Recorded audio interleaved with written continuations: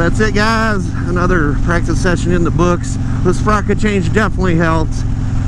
This is a sweet ratio for these bikes.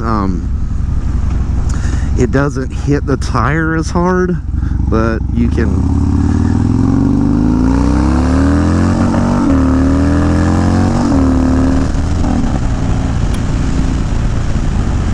kind of work up to it a little bit smoother. I still need to work on my throttle control, but this is why we practice things, to get better. So appreciate the support, guys, and wish me luck on this journey. Thanks for watching, and we'll see you guys on the next one. Take it easy.